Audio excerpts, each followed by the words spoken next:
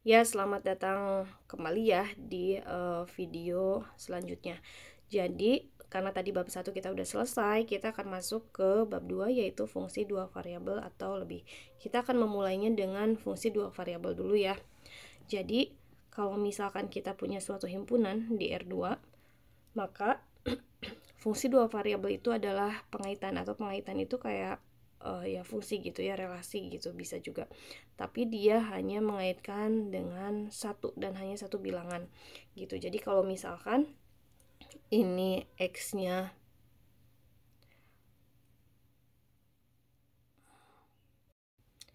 kalau misalkan kita punya himpunan ya, misalkan ini x gitu ya, kemudian atau ini x, y gitu ya, kemudian ini z, maka kita kalau misalkan kita petakan ini misalkan pasangan x ya, ini ke z sini, dan itu nggak boleh kalau misalkan kita punya nilai z yang berbeda, misalkan yang ini ya, ini tapi z nya 2 gitu. Nah ini tuh bukan fungsi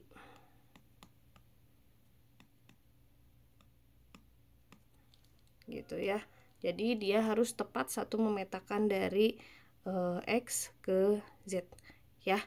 Nah kalau misalkan kita lihat, kita bisa sebut ya z-nya itu sama dengan fungsi yang bergantung ke x dan y. Nah boleh sebarang aja, contohnya yang perlu kita tahu adalah z-nya itu variabel terikat dan x-nya adalah variabel bebas ya. Nah kita bandingkan nih mana yang fungsi atau yang bukan fungsi. Kalau ini bisa kita inputkan berapa ya nilai x-nya, kemudian nilai y-nya nanti dapat nilai z gitu untuk x dan y yang bersesuaian. Nah tapi kalau misalkan kayak gini ya, itu adalah bukan fungsi, makanya di sini tidak semua rumus memberikan fungsi ya. Kenapa? Karena kita lihat di sini kalau misalkan untuk satu x dan y itu ada dua nilai z seperti yang tadi ya. Jadi untuk satu pasangan x dan y itu ada z, misalkan ada z yang ke sini, yang ke atas, ada juga z yang ke bawah gitu ya. Misalkan kita secara matematis untuk yang formula ini itu kan z-nya pasti menghasilkan plus minus, berarti kan ada z plus sama z minus ya, jadi dia bukan fungsi. Tapi kalau misalkan disebut persamaan, boleh ini ya, persamaan ya. Dan ini misalkan nilai z-nya. Oke. Nah secara grafik untuk misalkan fungsi-fungsi yang dua variabel, biasanya dia membuat lengkungan ya. Kemudian kalau misalkan karena di sini ada yang terlibatnya kan x, y sama z, maka kita gambarkan di dimensi 3, maaf. Kalaupun misalkan kita gambarkan di dimensi 2, biasanya ini berbentuk kayak kontur gini. Ya, jadi kontur plot.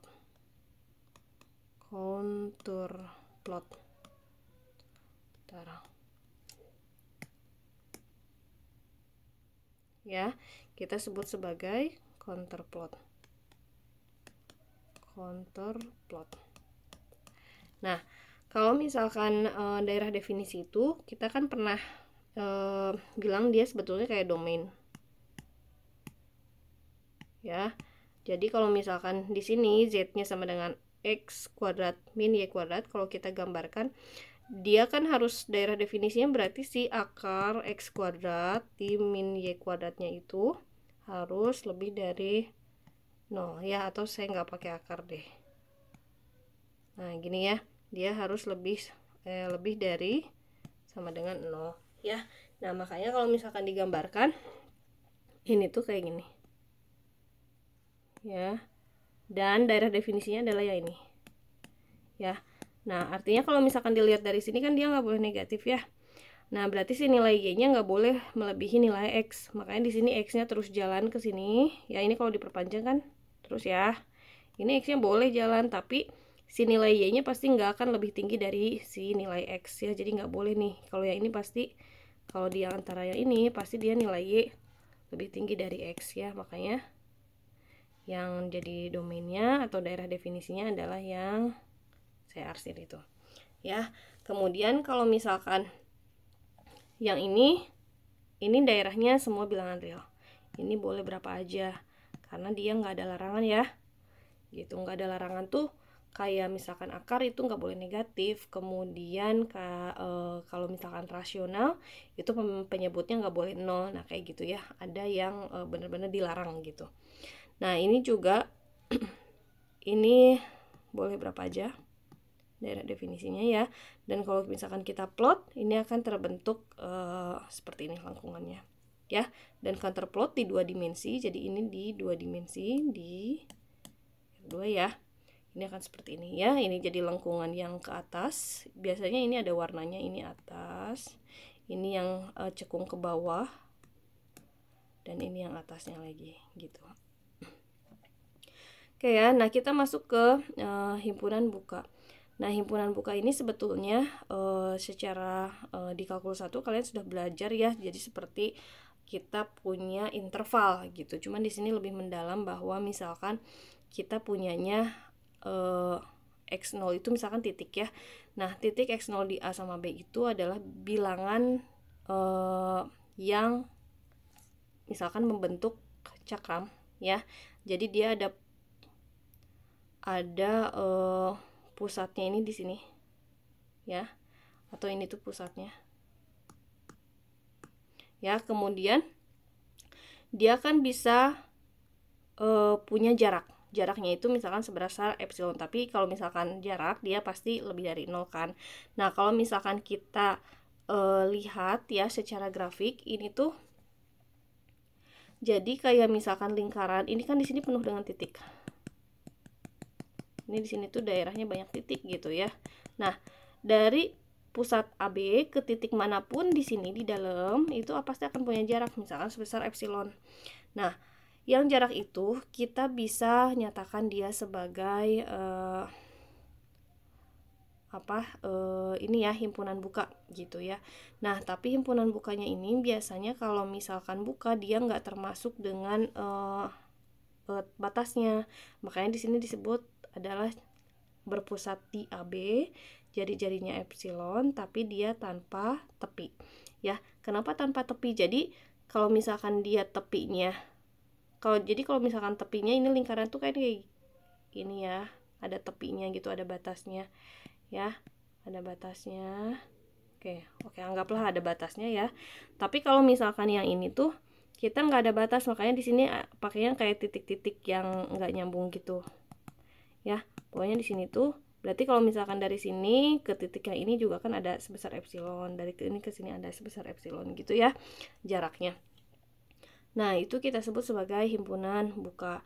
Jadi boleh juga kalian menyatakan sebesar ini ya, pokoknya dia harus kurang dari epsilon aja, berarti jaraknya harus sekecil mungkin tapi epsilonnya masih tetap positif ya, jadi tetap masih ada jaraknya. Nah sekarang kita masuk ke titiknya. Kalau tadi himpunannya himpunan buka, sekarang kita masuk ke titiknya. Jadi ada yang kita sebut titik dalam sama titik batas. Secara singkatnya kalian boleh baca definisinya, tapi secara singkatnya jadi kalau titik dalam kita adalah yang tadi titik-titik yang di dalamnya ya. Tapi kalau misalkan titiknya titik batas, berarti dia hanya kayak batasnya aja ya gitu. Tapi dia tidak merupakan titik dalam ya.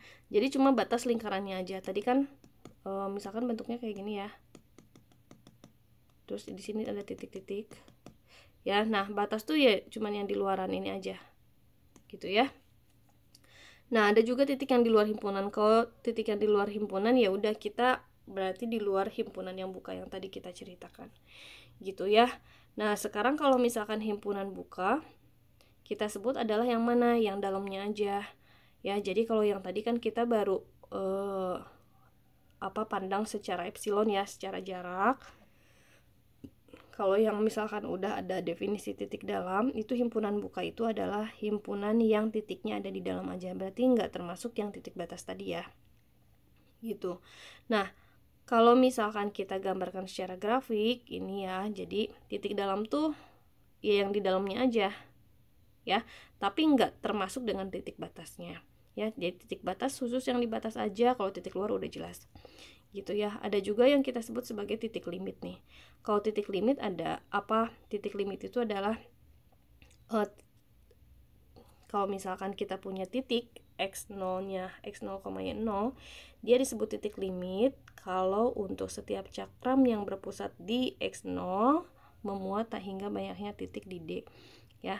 Jadi kalau misalkan titik limit biasanya itu termasuk titik titik batasnya ya. Jadi titik dalam kemudian ada titik batasnya ya. Nah, kita lihat nih contohnya ya, supaya jelas. Jadi misalkan kita punya himpunan D ya, ini X-nya 0 sampai 2, Y-nya dia antara 1 sampai 3. Nah, titik tentukan semua titik di himpunan D. Kalau semua titik ya berarti kan kita berarti titik dalam, misalkan ya, titik dalam. Nah, kalau titik dalam berarti tadi nggak termasuk batasnya ya.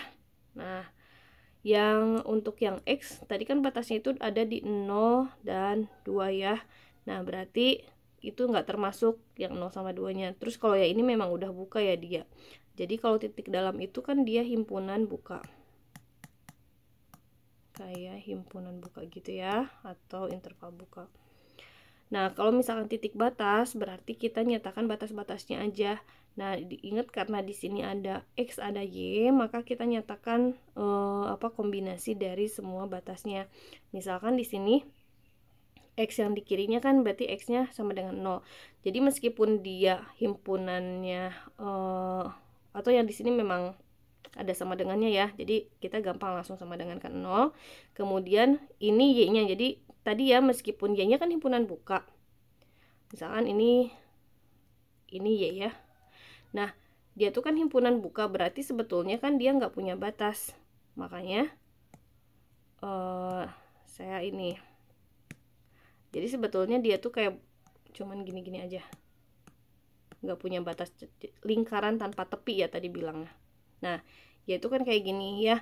Tapi kalau misalkan kita nyatakan titik batas, kita tetap aja si Y ini kalau kita batasi pasti ada di sini kan. Ada sama dengannya. Ya, kemudian digabung nih untuk yang di sebelah kanannya ini ambil kita X yang sebelah kanan, terus Y-nya juga kalau misalkan punya batas dia akan ada di sini kan. Dia akan ada di sama dengan 1 dan 3 gitu ya batasnya.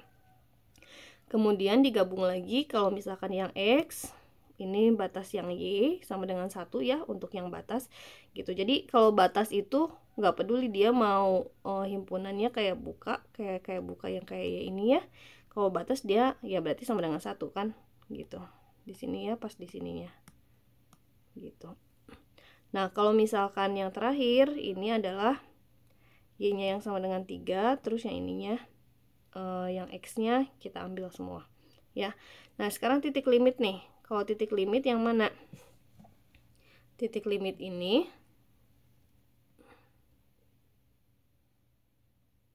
ya. Itu adalah semua kan, dia termasuk titik dalam dan titik batas. Berarti titik limitnya ini adalah kita ambil semua. Gitu ya.